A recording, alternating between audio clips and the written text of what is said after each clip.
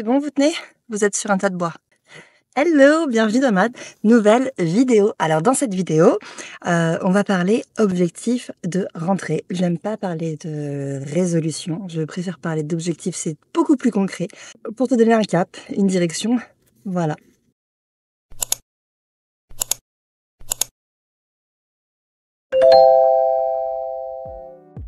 Alors il faut savoir que je suis le genre de fille qui ne prend pas de résolution en janvier. Je crois que je ne l'ai jamais fait.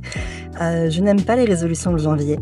Et en revanche, en septembre, je suis déter. Alors là, j'aime bien l'énergie qui découle de la rentrée des classes. Alors après, j'ai toujours fait mes rentrées aussi, ça joue peut-être vu que je suis prof. J'ai toujours eu cette effervescence de la rentrée scolaire. Mais je trouve qu'il y a un bon mood, une bonne vibe en septembre, contrairement à janvier où il fait nuit très tôt, il fait froid, donc souvent les résolutions concernent le sport, les objectifs, et c'est dur de les tenir à cette période. Voilà, donc on se retrouve aujourd'hui pour ça. J'ai décidé de mettre en place des objectifs pour reprendre un bon rythme, et ça commence par la marche, marcher 30 minutes par jour. J'ai eu cette habitude pendant des années, ça fait 5 ans que je fais ça quasiment tous les jours. Et puis j'ai complètement arrêté il y a 1 an de marcher 30 minutes par jour. Donc on reprend. Et comme plus tard n'existe pas, j'ai décidé de reprendre maintenant. Voilà.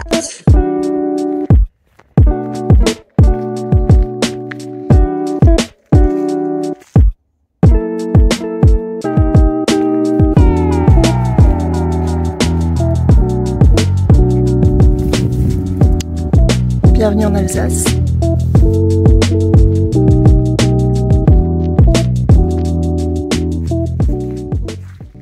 Alors, avant que je rentre dans les détails de quelle résolution, enfin quel objectif je veux mettre en place, etc., la règle numéro 1, c'est de dire non aux excuses. Là, je suis partie, il commençait à pleuvoir, le ciel était hyper menaçant. C'est bon, c'est que de la pluie. Meuf, tu prends un parapluie. J'ai des chaussures qui ne prennent pas la pluie. Ça va pas te tuer. Et pour ça, c'est hyper important de commencer en se faisant en quelque sorte le serment de ne pas accepter les excuses et d'être discipliné. Mais ça, on va longuement en reparler dans cette vidéo. Parce que moi, quand je prends des nouveaux objectifs pour une rentrée, je vais pas me contenter de me dire « Bon allez, je veux manger équilibré, je veux faire du sport et méditer, point. » Non, ça marchera pas. Je vais vraiment être très rigoureuse. Et puis du coup, je vais en profiter pour vous montrer la technique que je mets en place, tirée du livre de James Clear, toujours lui, pour mettre des objectifs en place et puis m'y tenir.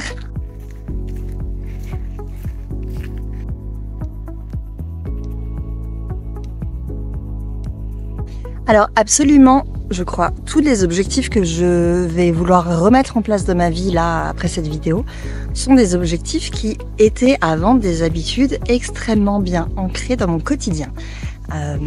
Et quand on est dans ce cas de figure, je trouve qu'il peut être très facile d'avoir envie de s'en vouloir, de ne pas être bienveillant envers soi, en se disant, par exemple, c'est quand tu vas te remettre à marcher ou quand tu vas retourner à la salle ou refaire des abdos chez toi et que tu vas voir que tu as perdu énormément en capacité musculaire, tu risques de t'en vouloir en te disant que mince, quel gâchis, si je n'avais pas arrêté, tu ne serais pas à ce niveau devenu si bas. Et c'est vraiment pour moi l'erreur, le piège dans lequel il ne faut surtout pas tomber. Parce que c'est si on tombe, selon moi, dans ce piège que la motivation ne sera même pas présente au début. Et la motivation, elle est déjà très éphémère. Donc si on peut éviter de la perdre dès le départ, ce serait quand même super. Moi, je pars du principe que tout est cyclique et que si j'ai arrêté à un moment T dans ma vie de faire les habitudes que j'avais mises en place et qui, je le sais, sont très très bonnes pour mon corps, mon mental, etc., eh bien, c'est pas grave. Parce qu'en fait, si aujourd'hui j'ai autant envie de les reprendre, c'est qu'elles m'ont manqué. Et j'adore dire, notamment souvent à mon fils, quand il a un peu de spleen, quand on se manque, que c'est trop cool de se manquer, ça nous prouve à quel point on s'aime. Eh bien, c'est pareil pour les habitudes. Si une habitude nous manque profondément, au fond de nous, c'est trop cool, c'est parce qu'on sait à quel point elle est bonne pour nous. Donc voilà, je trouve que c'est plus utile de voir les choses sous ce point de vue plutôt que de s'en vouloir en se disant oh, regarde t'es naze, tu arriveras toujours pas à les tenir si t'as pas réussi les 2 premières fois, pourquoi tu y arriverais maintenant? Pour moi, ça fait partie, c'est normal d'arrêter un moment ou un autre de marcher, d'arrêter un moment de manger équilibré. Enfin, on peut pas être discipliné tout au long de sa vie. Pour parler de mon exemple, j'ai arrêté, j'étais vraiment bien dans mes habitudes et je me sentais vraiment bien. Et puis en fait, ma dépression est arrivée presque comme le lapin qui sort du chapeau.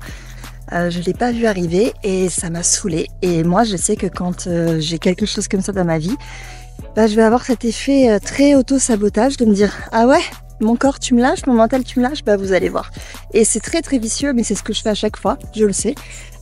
Du coup, je vais enlever toutes mes bonnes habitudes. Je vais me mettre à manger que du sucre, à m'affaler sur le canapé sans rien faire, aucun mouvement. En fait, tout ce qui, je sais, va me mettre encore plus bactère, je vais le faire. En l'occurrence, ça a été le cas l'année dernière. J'ai pas repris depuis, je m'en sentais pas l'énergie. Et là, il y a l'énergie de la rentrée, donc c'est reparti.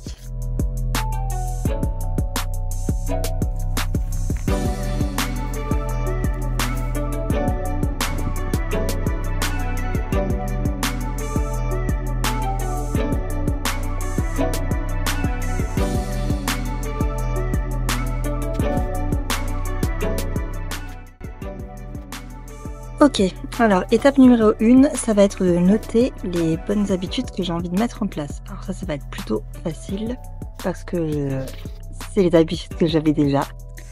Alors j'ai listé mes habitudes, donc tu vois il n'y en a que 3. Ça sert à rien de vouloir en fixer trop. Quand elles seront à nouveau bien ancrées dans mon quotidien, il sera temps que j'en mette d'autres, mais là pour le moment c'est pas le cas, sauf une. Donc, je veux faire de la cohérence cardiaque tous les jours. J'en avais déjà parlé dans mon dernier vlog. Ça fait 15 jours que j'ai mis ça en place. Je l'ai couplé avec le brossage de dents. On en avait parlé. Ça a bien fonctionné. J'aimerais marcher 30 minutes par jour tous les jours. Et j'aimerais aussi faire des séances de sport plus poussées, plus cardio, renforcement musculaire, 4 fois par semaine. Alors maintenant, on va passer à l'étape 2. Comment je fais en sorte que ces habitudes, j'arrive à les intégrer dans mon quotidien? Parce que là, c'est bien beau, j'ai défini mes objectifs.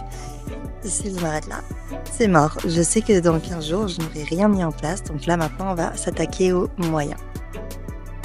Alors, les moyens, j'en parle. Les moyens, j'en parle dans l'épisode 2. Il me semble, de ma série Un mindset de badass, avec l'exemple de si je veux aller jusqu'à Nice en partant de Strasbourg, ça c'est mon objectif.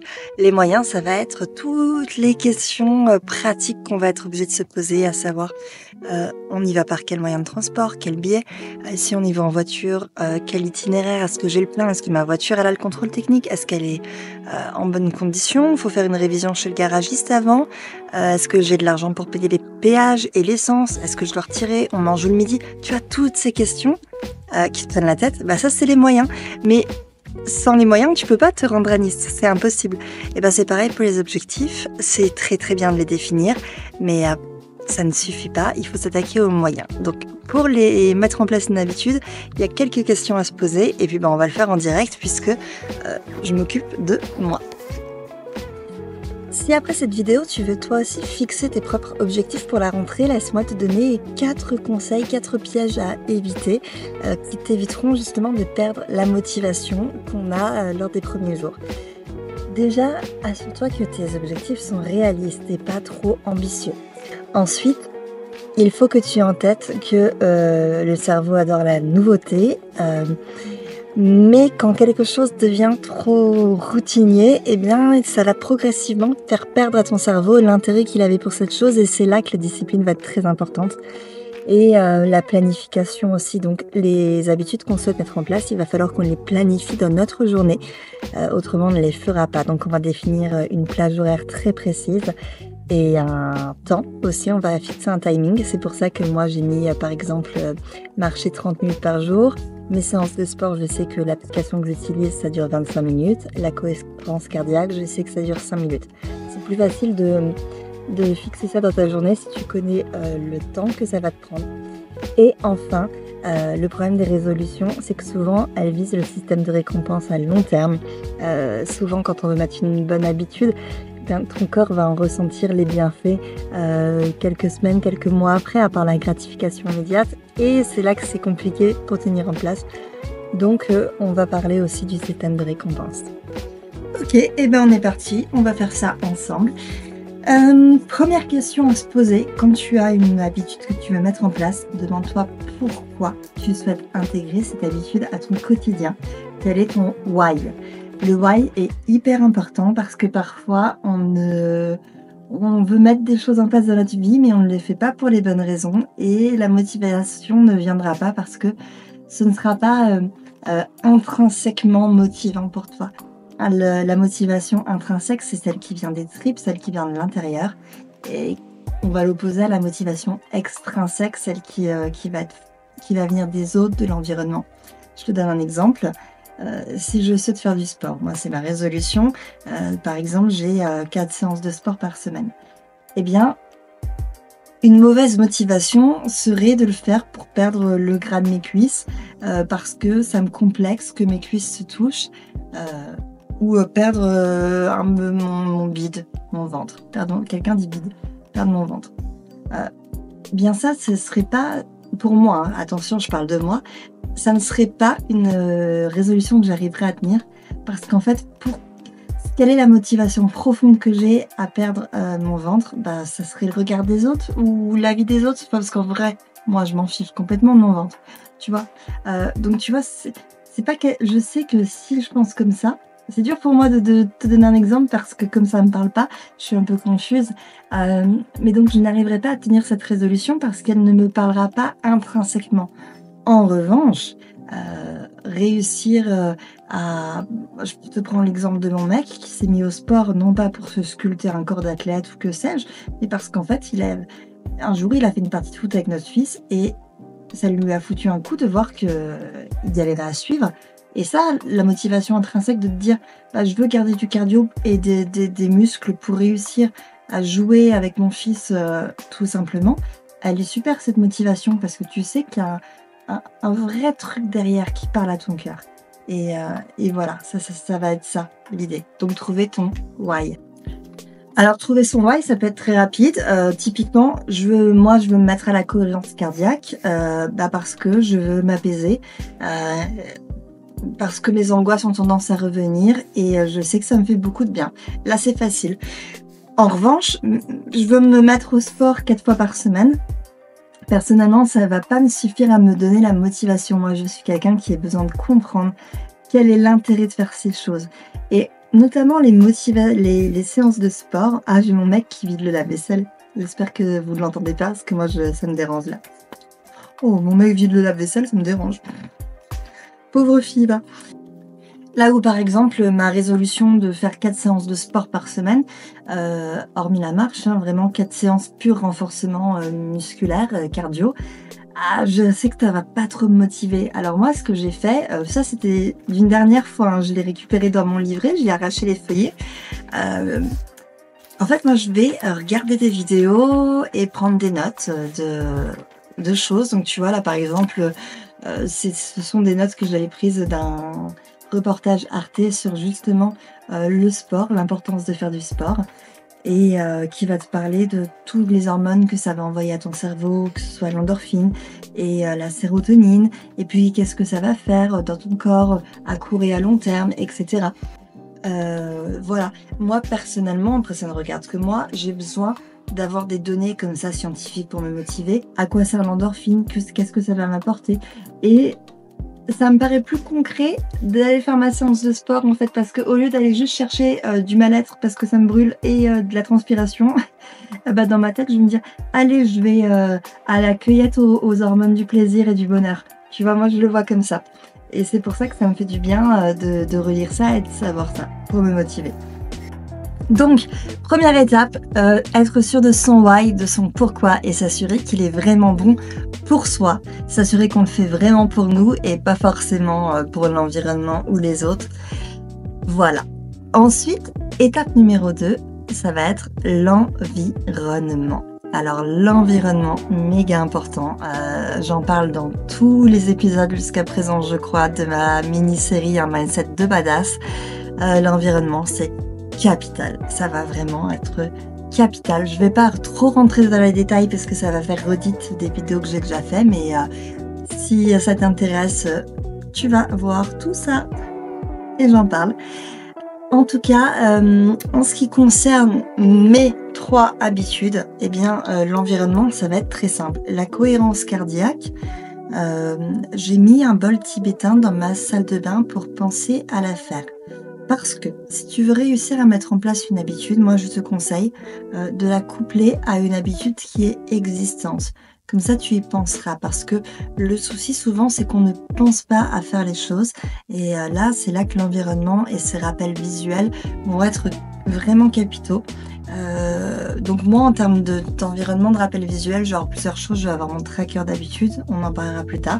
Donc genre le tracker et puis genre tous ces petits objets dont j'ai besoin pour faire mon habitude. Typiquement, la cohérence cardiaque. Moi, je souhaite donc la cohérence cardiaque, c'est juste 5 minutes de respiration avec des phases 5 secondes, j'inspire. 5 secondes, j'expire, c'est tout. Voilà. Mais donc, c'est à faire 2 fois par jour. Enfin, moi, je veux le faire 2 fois par jour. J'ai couplé ça avec une habitude que je fais déjà 2 fois par jour, qui est de me laver les dents. Laver les dents, je le fais le matin et le soir. Ok. Donc, j'ai décidé de faire la cohérence cardiaque dans ma salle de bain. Et donc, pour y penser, j'ai un petit bol tibétain. Eh bien, je l'ai mis à côté des brosses à dents. Comme ça me rappelle visuellement, ah oui c'est vrai, je vais faire la cohérence. Ça j'ai commencé à le faire il y a 15 jours, là ça y est, l'habitude est ancrée, j'ai plus forcément besoin de le faire à la salle de bain. J'arrive à le faire 2 fois par jour sans problème. Mais il est vrai qu'au départ ça m'a énormément aidé parce que j'oubliais que je voulais prendre cette habitude. Et donc d'avoir ce rappel visuel, c'était vraiment un bon déclencheur. Pour ce qui est de ma marche, 30 minutes par jour, c'est plutôt simple. Moi, mon rappel visuel, je veux toujours marcher quand je rentre du boulot. Avant de rentrer, je sais que ça, c'est l'expérience qui m'a appris. Si je décide de ressortir de chez moi pour aller marcher, c'est mort. Surtout, on va arriver vers la saison où il va beaucoup pleuvoir. L'automne, l'hiver, tout ça. Non, si je goûte à la chaleur de la maison, au réconfort, c'est pas possible. Moi, ce que je fais, c'est que j'ai mes chaussures de marche et mon parapluie qui sont toujours au sol de ma voiture au niveau du siège passager. Comme ça, je sors du travail, je me gare à mon parcours de santé et puis je fais ma petite marche. Voilà, je ne rentre pas chez moi avant d'avoir marché. Et le week-end, comme là, j'ai pas d'horaire fixe, le week-end et le mercredi où je travaille pas, eh bien, je vais le faire tout de suite au réveil. Comme ça, c'est fait. Donc, tu vois, j'ai défini des horaires. Parce que ça, c'est vraiment la 3e chose à mettre en place. Première chose, définir ton why, trouver pourquoi tu fais cette habitude. Ça, c'est pour la motivation. 2e chose, ça va être l'environnement, notamment avec les rappels visuels. Et la 3e chose à mettre en place, ça va être de définir un horaire précis. Alors, définir un horaire précis, simplement parce que si tu veux mettre une nouvelle habitude en place, il faut qu'elle rentre dans ton emploi du temps. Et on sait tous qu'on a des vies extrêmement chargées. Donc voilà. La cohérence cardiaque, en ce qui me concerne, c'est bon. Je sais que je le fais au moment où je lave mes dents. Ça, c'est bon. Marcher 30 minutes par jour, je sais que je le fais quand je rentre du taf, les soirs où je bosse. Et le matin, les jours où je travaille pas. Maintenant, là où je vais devoir travailler, trouver des réponses, c'est pour mes 4 séances de sport. Je vais faire 4 séances de sport. Il va falloir que ce soit très précise. Moi, les séances de sport, je les fais sur Gym Direct. C'est la chaîne C8 qui fait ça. Comme j'ai un compte canal, je les ai en replay. Donc, je peux les faire à tous les moments. J'ai pas de contrainte de salle. En revanche, les moments dans ma vie où j'ai fait le plus de sport et où je me sentais le mieux, c'était quand j'étais abonnée à ma salle de yoga. Tout simplement parce que il y avait des cours et les cours, soit j'y allais en présentiel, donc t'y vas, soit je les faisais en ligne, mais en mode Zoom, donc en présentiel aussi, mais depuis la maison. Donc j'avais vraiment des horaires à respecter et j'ai toujours réussi parce qu'en fait c'était non négociable. J'ai mon cours. Donc je veux me mettre la même rigueur. Parce que quand j'ai essayé de reprendre le sport dans mon quotidien ces derniers temps, je me disais ouais, je ferai 4 fois par semaine, mais en fait t'arrives le vendredi, t'as fait 0 fois, va te mettre 4 séances en 3 jours, c'est compliqué. Donc là je veux vraiment me fixer. Je pense que je vais d'ailleurs reprendre les mêmes horaires que les cours de yoga que j'avais, parce que j'ai quand même fait ces cours pendant 4 ans, donc c'est assez ancré. Ouais, je vais faire ça, c'est bien. Ce qui veut dire que le lundi soir, je vais me mettre un cours de yin yoga.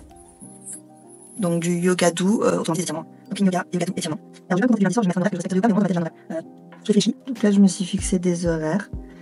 Et c'est tout de suite plus clair, je sais où je vais et je sais que j'augmente énormément mes chances de tenir mes habitudes grâce à ce petit travail que je viens de faire à l'instant. Voilà, et bien je pense qu'on va s'arrêter là. Moi j'ai fini mon travail, j'ai fixé mes nouvelles habitudes, j'ai défini les pourquoi, j'ai trouvé des créneaux horaires pour ces habitudes, c'est super. Voilà. Eh bien, n'hésite pas à me dire dans les commentaires si tu souhaites, suite à cette vidéo, mettre toi aussi des habitudes en place pour la rentrée. Tu peux même m'écrire les habitudes que tu souhaites mettre en place. Je te rappelle de ne pas être trop gourmand. 3 max, c'est bien. Et ne peut-être pas toutes les mettre en même temps. Tu vois, moi, la cohérence cardiaque, je l'ai déjà intégrée il y a 15 jours. Ouais, à trop en mettre, on s'écœure un peu. Voilà. Et bien du coup, à bientôt. On se retrouve jeudi soir pour une nouvelle vidéo. Ciao!